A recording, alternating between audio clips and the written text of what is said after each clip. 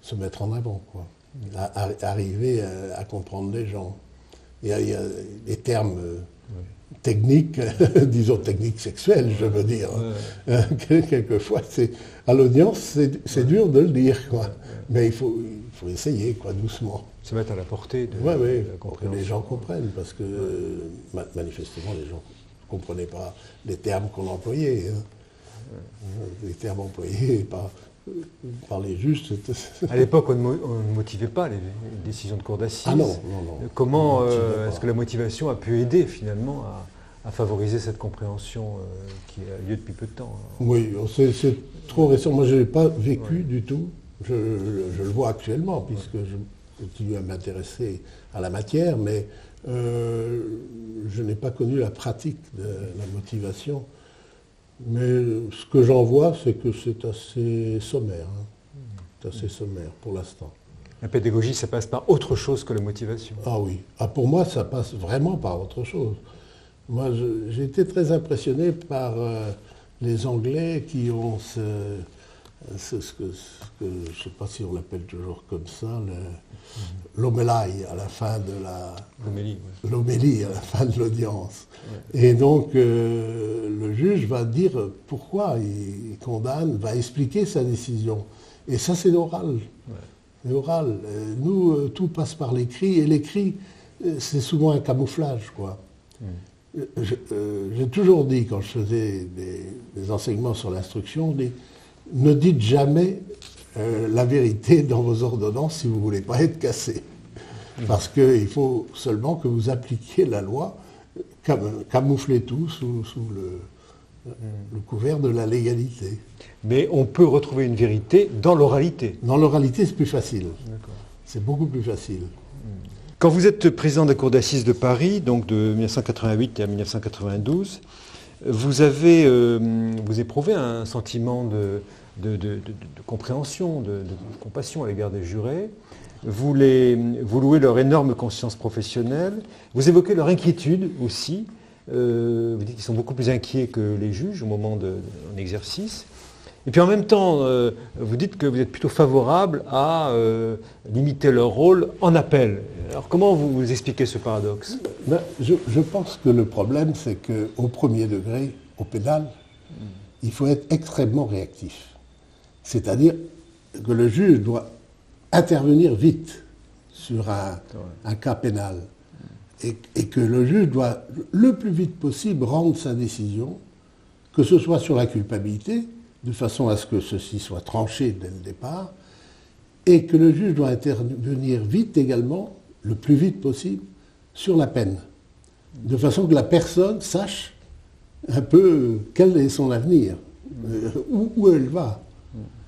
Et si vous avez une juridiction comme la Cour d'assises qui comporte quand même actuellement 9 personnes au premier degré, c'est lourd à mettre en place, ça demande d'abord toute une procédure préparatoire, forcément. Alors que quand vous êtes juge unique... La réactivité est plus grande. Vous pouvez tout de suite. Moi, je ne sais pas, mais quand j'étais juge d'instruction, j'aurais pu, au bout de 24 heures, dans disons 50% des dossiers, peut-être plus même, dire culpabilité, oui. Passons à la peine, on verra après. Et donc je pense que le premier degré doit être très réactif. Ce qui fait qu'il faut que ce soit des juges professionnels, et si possible, au mieux, c'est des juges uniques, qui sont beaucoup plus souples. On voit, le juge d'application des peines, le juge d'instruction sont des juges uniques. Donc c'est très réactif, le premier degré. Alors que le second degré, l'appel, il faut que ce soit très différent. Il ne faut pas, dans notre système à nous, vous empiler les juges. Un juge pour les contraventions, un juge au premier degré, un juge au deuxième. Pour les délits, 3 au premier, 3 au deuxième. Pour les crimes, 9 au premier et 12 au deuxième.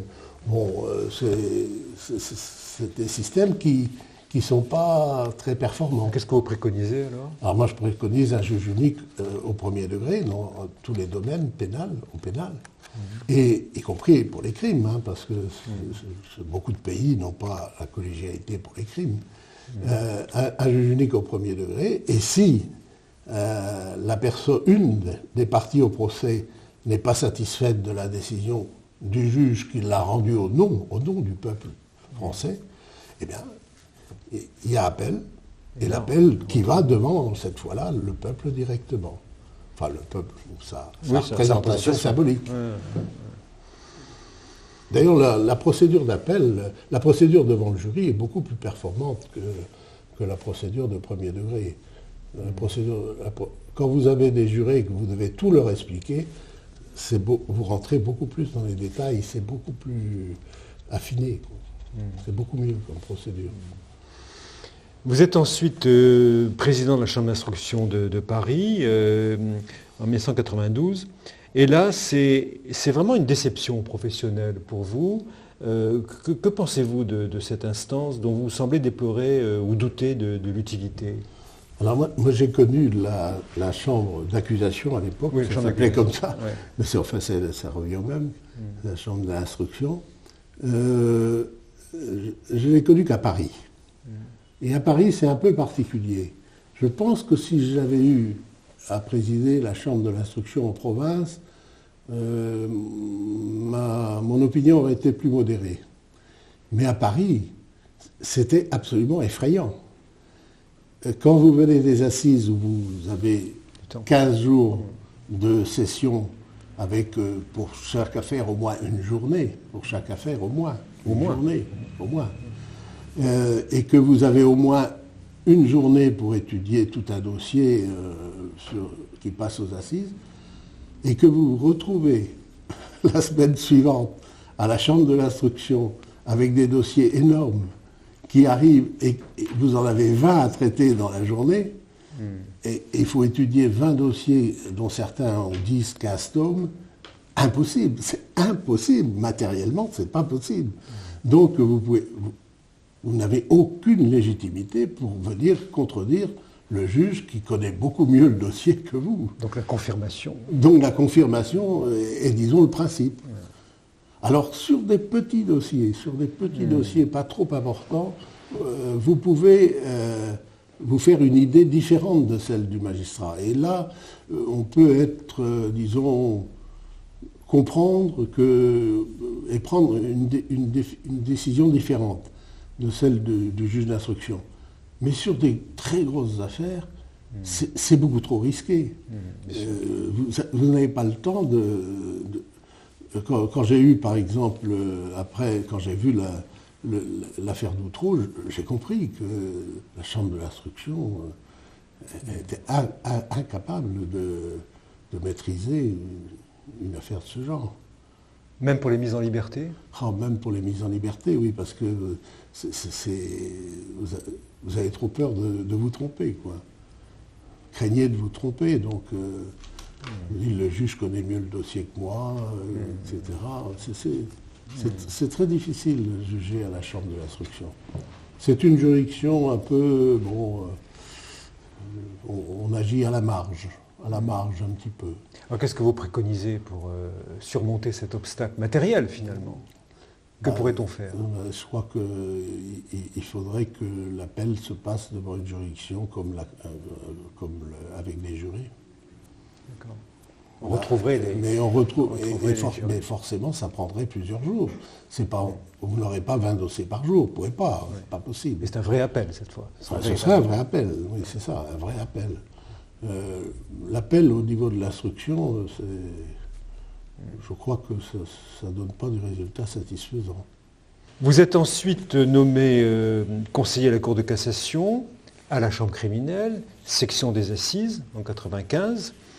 Et là, à l'inverse, vous découvrez un travail d'une densité intellectuelle qui semble vous combler. Est-ce que vous pouvez nous rappeler cet épisode?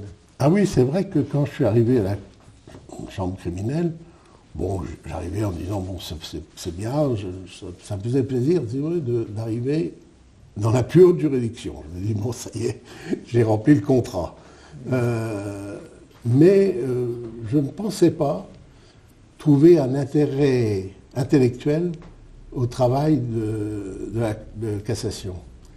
Or, au contraire, j'ai trouvé là un mode de travail très intéressant, avec un délibéré extrêmement riche. Expliquez le délibéré, comment ça se passe? Eh bien, chacun donne son point de vue, et on parle dans l'ordre.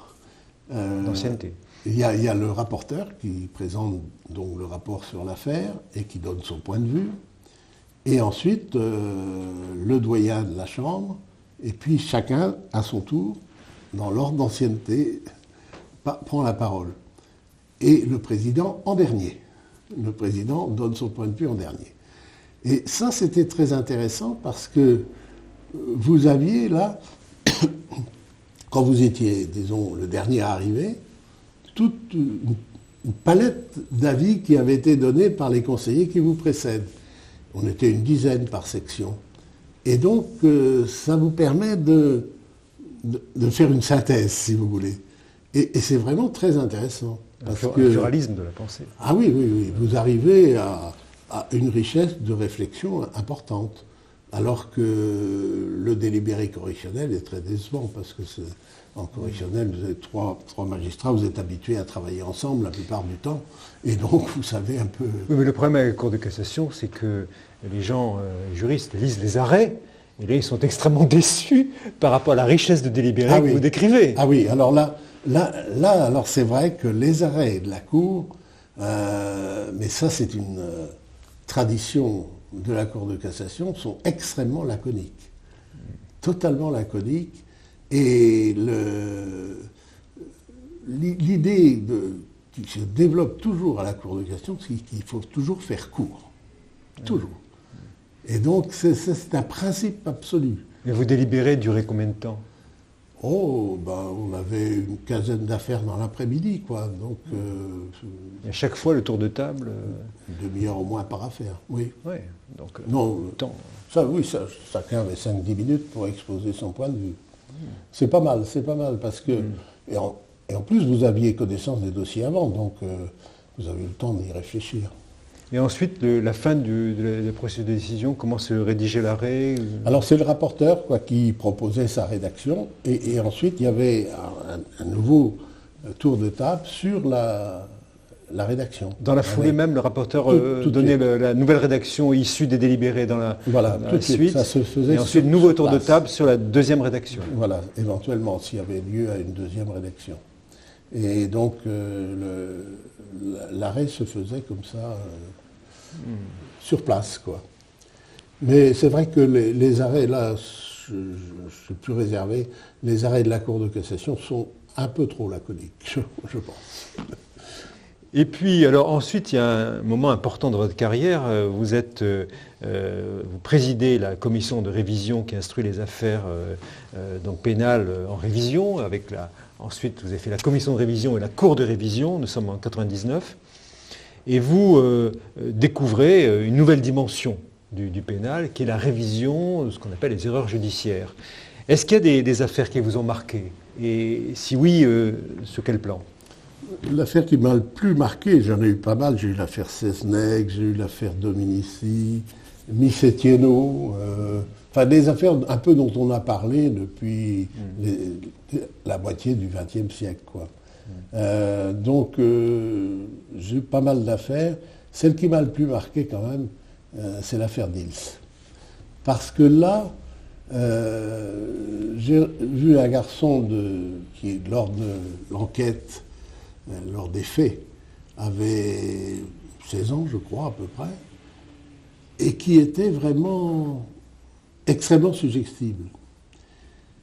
Et ça m'a rappelé une affaire que j'avais eue aux Assises du Nord, où j'avais eu un type qui avait avoué devant la police un meurtre, une affaire assez grave, et qui ensuite était revenu sur ses aveux.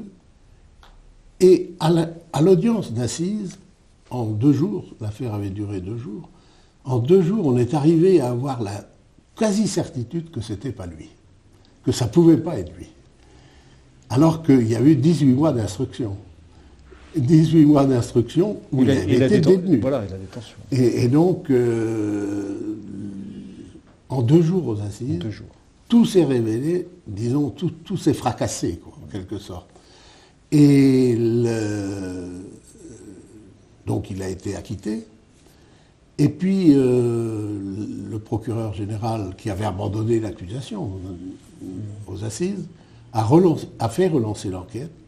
Et cette nouvelle enquête a permis de retrouver le vrai coupable, qui n'avait rien à voir avec le premier, rien à voir. Et qui était vraiment le vrai coupable, puisqu'ensuite on a retrouvé l'arme du crime à l'endroit où il l'avait indiqué l'avoir jetée. Donc c'était absolument certain que ce soit lui, et puis d'ailleurs il l'a reconnu. Et Dils? Et alors Dils, c'est un peu pareil. Dils, c'est un type qui avoue avoir commis un crime. 2 enfants. Deux enfants qui ont été crâne fracassé par des pierres, et qui ensuite va revenir sur ses aveux, et qui, on va voir dans le dossier, il y a beaucoup de choses qui ne collent pas, quoi. Les aveux, il y a des choses qui ne marchent pas. Comment ça se fait, ceci, cela, enfin, il y a beaucoup de choses, quoi. Et Jean Favard, qui avait fait l'instruction devant la commission de révision, était dans la même position un peu, disons, dubitative, quoi. Et quand j'ai eu à juger cette affaire, je me suis dit, voilà, une affaire qui ressemble trait pour trait à celle que j'ai eue dans le Nord. Et je me suis dit, les aveux, c'est pas forcément vrai, quoi. C'est pas parce qu'il y a des aveux que c'est forcément la personne qui a commis le crime. On avoue quelquefois, pas forcément sous la contrainte ou sous la violence, mais des gens qui sont extrêmement suggestibles et qui vont avouer des choses qu'ils n'ont pas fait. Ce qui veut dire qu'au pénal, il faut toujours garder un doute, un esprit de doute dans la procédure. Ah oui, il faut toujours avoir un esprit de doute, de toute façon. Hein. C'est la règle profonde, c'est de toujours se dire, s'il y a un doute raisonnable, bien sûr, je ne condamne pas. Quand je dis aux jurés, aux assises, par exemple, je leur expliquais toujours, la loi vous dit intime conviction. Conviction, ça veut dire que vous êtes sûr. Convaincu, c'est certain. Vous êtes certain. Intime, ça veut dire c'est vous, personnellement, qui le pensez. Et donc, c'est la certitude personnelle. C'est ça que ça veut dire. Vous n'avez pas à rendre compte à d'autres de la façon dont vous appréhendez l'affaire, mais il faut que vous soyez, vous, personnellement, certain. Je leur expliquais comme ça l'intime conviction, parce qu'autrement, l'intime conviction, ça veut dire impression. Oui. J'ai l'intime conviction, dans le langage courant, ça veut dire j'ai l'impression. Mais c'est pas ça, ça ne veut pas dire ça. Il faut être sûr au pénal pour condamner.